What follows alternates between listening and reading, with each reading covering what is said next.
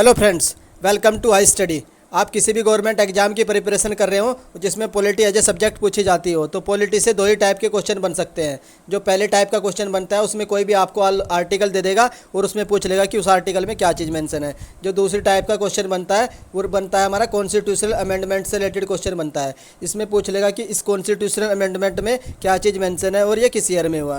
तो इस वीडियो में हम लोग सारे कॉन्स्टिट्यूशनल अमेंडमेंट याद कर लेंगे और सबके ईयर भी याद करेंगे, और ये वीडियो हम लोग सिर्फ और सिर्फ 15 मिनट में फिनिश करने की कोशिश करेंगे। तो चलिए वीडियो को शुरू करते हैं। जो सबसे पहला कॉन्स्टिट्यूशनल अमेंडमेंट हुआ था तो किस ईयर में हुआ था? 1951 में हुआ था। ईयर भी इंपॉर्टेंट है और इसकी याद करने की ट्रिक है, यहाँ पर भी 1 है और यहाँ पर भी 1 है। और इस कॉन्स्टिट्यूशनल अमेंडमेंट में क्या चीज़ लिखी गई थी? तो इसमें लिखी गई थी जो हमारा इंडिपेंडेंस से पहले हमारी कंट्री में ज़मींदारी सिस्टम हुआ करता था, तो उस ज़मींदारी सिस्टम को फर्स्ट कॉन्स्टिट्यूशनल अमेंडमेंट के थ्रू अबोलिश कर दिया गया था।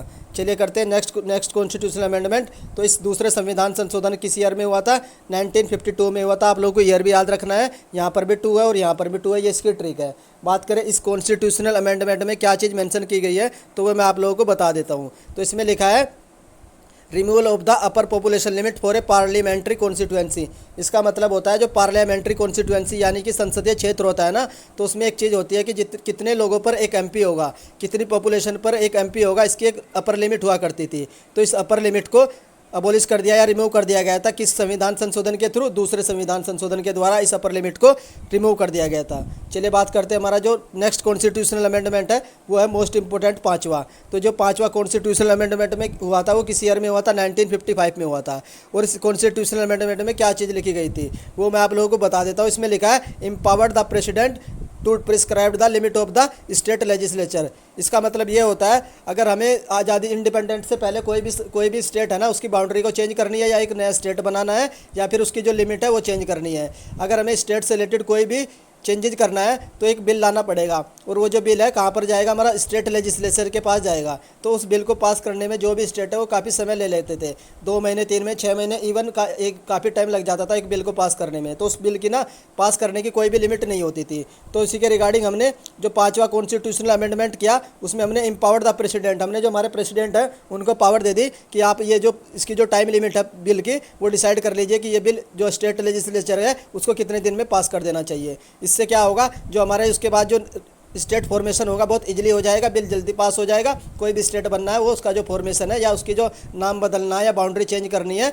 तो उसका जो फॉर्मेशन है वो इजीली हो जाएगा। तो इसी के रिगार्डिंग हमने जो 5वां कॉन्स्टिट्यूशनल अमेंडमेंट किया था। आई थिंक आप लोगों को ये समझ में आ गया होगा। बात करते हैं जो हमारा नेक्स्ट है वो था हमारा 7th कॉन्स्टिट्यूशनल अमेंडमेंट। तो इसमें क्या हुआ करता था मैं आप लोगों को बता देता हूँ।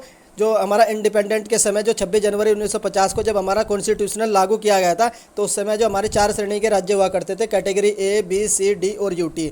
तो ये सारी कैटेगरी को हम लोगों ने फिनिश कर दिया गया और सिर्फ 2 टाइप की जो कैटेगरी है उनको इंट्रोड्यूस किया गया। पहले टाइप की कैटेगरी थी यूटी होगी और दूसरी टाइप की जो कैटेगरी थी स्टेट होगी। तो इसके थ्रू हमारे कितने स्टेट बने थे? तो 14 स्टेट बनाए गए थे। कितने स्टेट? 14 स्टेट बनाए गए थे और 6 यूटी बनाई गई थी, 6 यूटी बनाई गई थी। तो ये जो 2 कैटेगरी है इनको इंट्रोड्यूस किया गया था 4 कैटेगरी को फिनिश करके। बात करें जो हमारा नेक्स्ट कॉन्स्टिट्यूशनल अमेंडमेंट है वो कब हुआ था? वो हुआ था हमारा 8वां कॉन्स्टिट्यूशनल अमेंडमेंट है। और इस कॉन्स्टिट्यूशनल अमेंडमेंट में क्या चीज़ लिखी गई थी? जो हमारी SC, ST और एंग्लो इंडियन जो होते हैं ना, इनका रिजर्वेशन होता है किस में? जो हमारा लोकसभा और विधानसभा होता है। तो इस जो रिजर्वेशन की जो लिमिट होती है उसको 20 साल के लिए बढ़ा दिया गया था किस संविधान संशोधन के द्वारा? 8वें। और ऐसे ही हम इसको बार बार इंक्रीज करते रहेंगे जैसे इसकी जो लिमिट है 20 साल के अप्रोक्स आती रहेगी। सबसे पहले हम 8वें में करेंगे इंक्रीज, फिर 23वें में, फिर 45 में, फिर 62 में, फिर 79 में, फिर 95 में। और जो अभी लेटेस्ट हम लोगों ने अभी इसकी जो इंक्रीज लिमिट की है वो कौन सा किया था? 104वां। तो आई थिंक ये संविधान संशोधन भी आप लोगों को क्लियर हो गया होगा। बात करते हैं हमारा जो नेक्स्ट संविधान संशोधन है वो कौन सा आता है? वो आता है 9th कॉन्स्टिट्यूशनल अमेंडमेंट है। इसमें क्या चीज़ लिखी गई थी? तो इसमें लिखी गई थी 2 एरिया थे। कौन कौन से? बेरूबाड़ी और खुलना। ये एरिया पश्चिम बंगाल के अंडर में आते थे। तो ये एरिया हमने पाकिस्तान को दे दिए गए थे। तो ये 2 एरिया पाकिस्तान को दे दिए गए थे क्योंकि उस समय तो पाकिस्तान ही हुआ करता था। 1971 में बांग्लादेश का इंट्रोड्यूस हुआ था। तो उस समय जब हमने ये 2 एरिया बेराबाड़ी और खुलना क्षेत्र हमने किसको दिए थे? पाकिस्तान को दिए गए थे।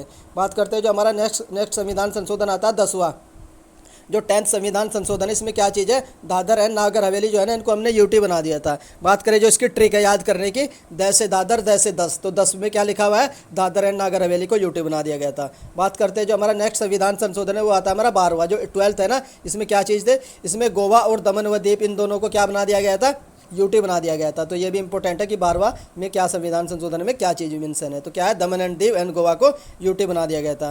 बात करते हैं जो हमारा नेक्स्ट आता है हमारा 13वां यानी 13 किस ईयर में हुआ था, इसका ईयर भी आता रहता है, इसलिए मैंने यहाँ पर मेंशन कर रखा है। इसमें लिखा है जो नागालैंड बिकम स्टेट, जो नागालैंड है ना, उसको हमने राज्य का स्टेटस दे दिया था, किस संविधान संशोधन के थ्रू, 13th। बात करते हैं नेक्स्ट, हमारा नेक्स्ट आता है 14th यानी जो 14th है, 14वां है, तो इसमें क्या चीज़ मेंशन है, इसमें पुडुचेरी को हमने यूटी बना दिया गया था। पुडुचेरी 4 यहाँ पर भी और 4 यहाँ पर भी, ये इसकी ट्रिक है। बात कर लेते हैं नेक्स्ट आता है हमारा 18वां, जो 18th संविधान संशोधन है, किस ईयर में हुआ था, 1966 में हुआ था। और इसमें क्या हुआ था, इसमें हमने पंजाब का डिवीज़न कर दिया गया था। तो पंजाब का डिवीज़न 3 तरीके से किया गया था। सबसे पहले जो पंजाबी लैंग्वेज थी उसके बेस पर बना दिया गया पंजाब, और जो हिंदी लैंग्वेज थी उसके बेस पर बना दिया गया हरियाणा, और उसके बाद जो पहाड़ी एरिया था उसको काट करके अलग राज्य बना दिया गया हिमाचल प्रदेश। बात करें जो पंजाब का डिवीज़न है, किस कमेटी के बेस पर हुआ था, तो एक कमेटी है सरदार हुकम सिंह, तो सरदार हुकम सिंह कमेटी के रिकमेंडेशन पर पंजाब का डिवीज़न हुआ था। अगर बात करें आप लोगों को कमीशन पूछ ले, जो कमीशन है फॉर्मर सुप्रीम कोर्ट ऑफ जज जेसी शाह, तो जेसी शाह जो थे ना, इनका रिकमेंडेशन था पंजाब का डिवीज़न करने के लिए।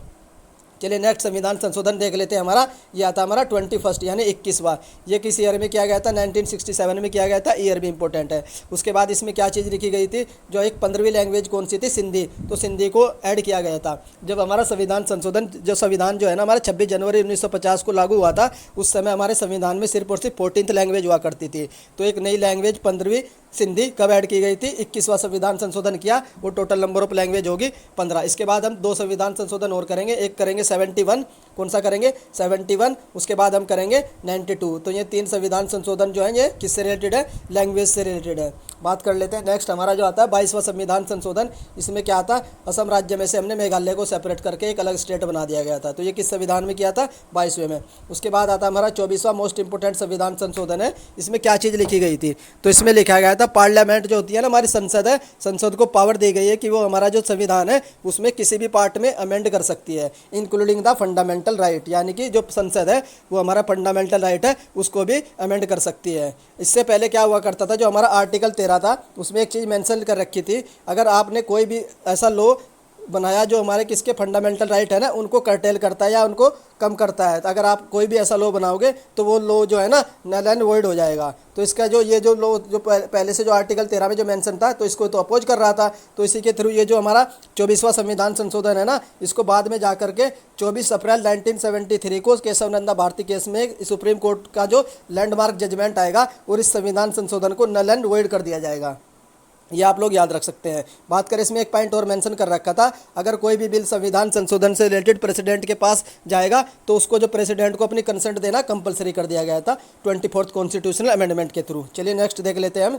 नेक्स्ट होता है हमारा 26th जो 26वां संविधान संशोधन था, तो इसमें क्या चीज़ मेंशन है, सिर्फ आपको एक की पॉइंट रखना है याद, इसका जो स्पेशल प्रिविलेज थे ना, जो हमारे रूलर हुआ करते थे इंडिपेंडेंस से पहले, उनको कुछ स्पेशल प्रिविलेज दिए जाते थे, तो वो जो स्पेशल प्रिविलेज जो थे ना उसको खत्म कर दिया गया था। किस संविधान संशोधन के थ्रू, 26 मोस्ट इंपोर्टेंट क्वेश्चन है ये भी। अभी लेटेस्ट में जो लेटेस्ट पैटर्न आ रहा है तो उसमें कुछ ऐसे संविधान संशोधन पूछे जा रहे हैं जो न्यूज में नहीं रहते हैं, जो इंपॉर्टेंट नहीं है, तो उनमें से एक संविधान संशोधन कौन सा है, 26 है, ये अभी भी आया हुआ क्वेश्चन है। बात कर लेते हैं नेक्स्ट, हमारा नेक्स्ट आता है 27वां। तो 27वां संविधान संशोधन जो है ना, इसमें क्या था, इसमें अरुणाचल प्रदेश और मिजोरम ये 2 स्टेट है, इनको यूटी बना दिया गया था। कब बनाया गया था, 27वें संविधान संशोधन के थ्रू अरुणाचल प्रदेश और मिजोरम को यूटी बना दिया गया था। इसकी याद रखने की ट्रिक है, अम्मी करके याद रख सकते हो, अम्मी, ऐसे अरुणाचल प्रदेश और मिजोरम को 27वें संविधान संशोधन के थ्रू यूटी बना दिया गया था। चलिए नेक्स्ट देख लेते हैं हम। उसके बाद आता हमारा 31 यानी 31वां संविधान संशोधन। इसमें क्या किया गया था, इसमें जो लोकसभा की जो सीट है उनको इंक्रीज कर दिया गया था। कितने से कितना इंक्रीज कर दिया गया था, 525 हुआ करती थी और उनको 545 कर दिया गया था। उसके बाद देख लेते हैं हमारा नेक्स्ट संविधान संशोधन जो आता है हमारा 35 और 36 दोनों के दोनों सिक्किम से रिलेटेड है। आपको इन दोनों के ईयर भी याद रखने हैं। ईयर क्या क्या है, जो 35वां संविधान संशोधन है किस ईयर में हुआ था, 1974 में हुआ था, और जो 36 है वो किस ईयर में हुआ था, 1975 में हुआ था। बहुत बार क्वेश्चन रिपीट होता रहता है कि जो सिक्किम है भारत का जो हिस्सा है किस ईयर में बना था, तो आप लोग ईयर याद रख सकते हो 1975 1975। जो 35 संविधान संशोधन है इसमें क्या चीज़ लिखी गई थी, सिक्किम को एसोसिएट स्टेट का स्टेटस दिया गया था। और जो 36 कॉन्स्टिट्यूशनल अमेंडमेंट था इसमें क्या चीज़ थी, इसमें सिक्किम को हमने फुल फ्लेज स्टेट का स्टेटस दे दिया गया था। तो ये दो संविधान संशोधन सिक्किम से रिलेटेड है, 35 एंड 36। बात कर लेते हैं नेक्स्ट आता है मोस्ट इंपोर्टेंट 42वां संविधान संशोधन। ये किस ईयर में हुआ था, 1976 में हुआ था। और इसकी जो याद करने की ट्रिक है, 4 और 2 6 बनते हैं और यहाँ पर भी 6 है। तो 1976 में हुआ था कौन सा, 42 कॉन्स्टिट्यूशनल अमेंडमेंट। इसको क्या बोला जाता है, इसका एक निक नेम है, इसको बोलते हैं मिनी कॉन्स्टिट्यूशन, यानी कि छोटा संविधान बोलते हैं। उस समय क्या हुआ करता था, जो इंदिरा गांधी की गवर्नमेंट थी, इमरजेंसी का टाइम चल रहा था, तो उन्होंने संविधान में इतने संशोधन कर दिए गए कि जो इस संविधान संशोधन को अलग से हम बोलने लगे कि एक मिनी कॉन्स्टिट्यूशन है। इसमें कितने आर्टिकल अमेंड कर दिए गए थे, तो इसमें 52 आर्टिकल जो है ना, 52 आर्टिकल को चेंज कर दिया गया था। उसके बाद से बात करें, इसमें जो हमारी जो होती है ना प्रस्तावना, जो प्रीएम्बल होती है, उसमें 3 वर्ड ऐड किए गए थे। कौन कौन से, सोशलिस्ट ऐड किया गया था, सोशलिस्ट, उसके बाद हमने सेकुलर और इंटीग्रेटिंग, ये 3 वर्ड प्रीएम्बल में ऐड किए गए थे। किस संविधान संशोधन के थ्रू, 42। अब तक प्रीएम्बल में सिर्फ और सिर्फ एक बार अमेंडमेंट हुआ है, और वो क्या हुआ, 42वें संविधान संशोधन के थ्रू 3 वर्ड जोड़े गए थे। ये मोस्ट इंपॉर्टेंट है, हर एग्जाम में रिपीटेड क्वेश्चन है ये वाला। उसके बाद क्वेश्चन आता है, जो एक आर्टिकल इंट्रोड्यूस किया गया था 51A है ना, इसमें क्या चीज़ मेंशन की, जो हमारी फंडामेंटल ड्यूटी है ना, हमने 10 फंडामेंटल ड्यूटी को ऐड कर दिया गया और किस आर्टिकल में रख दिया, उनको 51A आर्टिकल में रख दिया गया। और इस ये जो हमने फंडामेंटल ड्यूटी है किस कंट्री से ली गई थी, ये भी क्वेश्चन आता रहता है। तो उस समय हुआ करता था USSR, तो USSR से हमने 10 फंडामेंटल ड्यूटी ली और उनको 42वें संविधान संशोधन के थ्रू 51A आर्टिकल के तहत ऐड कर दिया गया। तो इस संविधान संशोधन के कुछ और फैक्ट और बता देता हूँ मैं आप लोगों को। उसके बाद एक दो फैक्ट हो रहा है, क्या क्या है, made the president bound the advise of cabinet, यानी कि जो प्रेसिडेंट है ना उसको बाउंड कर दिया गया है, जो कैबिनेट है ना उसी की एडवाइस पे, जो कैबिनेट बोलेगी उसी की एडवाइस पर प्रेसिडेंट को वर्क करना होगा। इसी के थ्रू इंदिरा गांधी ने यही तो किया था। जब इमरजेंसी लगाई गई थी तो प्रेसिडेंट को तो सिर्फ पता भी नहीं चला था कि इमरजेंसी लगी, उनको सिर्फ बता दिया गया था कि इमरजेंसी लग गई है, साइन कर दीजिए। तो ये इसे बाउंड कर दिया गया था। बात कर लेते हो एक चीज़ और है, आर्टिकल 320A और 320B किस पार्ट के तहत, पार्ट 14A के तहत ऐड कर दिए गए थे। और इन आर्टिकल में क्या था, इन आर्टिकल में सिर्फ और सिर्फ आपको एक फैक्ट याद रखना, ट्राइब्यूनल्स। तो ट्राइब्यूनल की स्थापना की गई थी। पूछते हैं कि किस कमेटी ने ट्राइब्यूनल को रिकमेंड किया था, तो वो कमेटी है सरदार स्वर्ण सिंह कमेटी। कौन सी कमेटी, सरदार स्वर्ण सिंह कमेटी के रिकमेंडेशन पर हमने जो हमारा संविधान है उसमें क्या ऐड किए थे, ट्राइब्यूनल्स ऐड किए थे। इसी कमेटी ने हमारे जो फंडामेंटल ड्यूटी है उनको भी रिकमेंड किया था। तो फंडामेंटल ड्यूटी और ट्राइब्यूनल्स दोनों को रिकमेंड करने वाली जो हमारी कमेटी है उस कमेटी का नाम है सरदार स्वर्ण सिंह कमेटी। आप लोग याद रख लेना, बहुत इंपॉर्टेंट कमेटी है, संविधान से रिलेटेड हर बार आती रहती है किसी न किसी एग्जाम में। चलिए एक पॉइंट और देख लेते हैं, पॉइंट नंबर 3 पे मेंशन कर रखा है, to promote the equal justice, सबको बराबर न्याय मिले और जो फ्री लीगल एड, सबको फ्री कानूनी सहायता मिले। इसके लिए हमने जो हमारे डायरेक्टिव प्रिंसिपल ऑफ स्टेट है उनके एक आर्टिकल 39 में चेंज किया और आर्टिकल 39A का सब क्लोज A ऐड कर दिया गया कि सबको फ्री न्याय मिले और सबको इक्वल जस्टिस मिले। उसके बाद बात कर लेते हैं, एक पॉइंट और बता देता हूँ इसमें, to take the secure of the participation of the worker, जो हमारे वर्कर है वो इंडस्ट्री के पार्टिसिपेशन में, जो मैनेजमेंट है उसमें पार्टिसिपेट कर सके। इसके थ्रू भी हमने एक आर्टिकल ऐड कर दिया गया, उस आर्टिकल का नाम था 43A। ये क्या करेगा, जितने भी हमारे किसी भी इंडस्ट्री में जो वर्कर है वो भी जो उस इंडस्ट्री का मैनेजमेंट है उसमें पार्टिसिपेट कर सकते हैं। चलिए बात कर लेते हैं जो हमारा नेक्स्ट है, नेक्स्ट और क्या चीज़ लिखी थी, एक चीज़ और लिखी थी इसमें, हमने आर्टिकल 48A को ऐड कर दिया गया था। इसमें क्या था, जो हमारे जो वाइल्ड लाइफ और इन्वायरमेंट है उसको प्रोटेक्शन करने के लिए एक आर्टिकल को ऐड किया। उस आर्टिकल, ये वो मोस्ट इंपॉर्टेंट आर्टिकल है 48A, ये भी आप लोग याद रख सकते हैं। उसके बाद हम लोगों ने क्या किया, कुछ सब्जेक्ट हुआ करते थे जो किस में हुआ करते थे, स्टेट लिस्ट में हुआ करते थे। 3 टाइप की स्टेट लिस्ट होती है, एक होती है स्टेट लिस्ट, सेंट्रल लिस्ट और कंकरेंट लिस्ट। तो जो हमारा एजुकेशन का जो सब्जेक्ट था ये हमारा स्टेट लिस्ट में हुआ करता था, तो 42वें संविधान संशोधन के थ्रू इसको भी हमने कंकरेंट लिस्ट में ऐड कर दिया गया।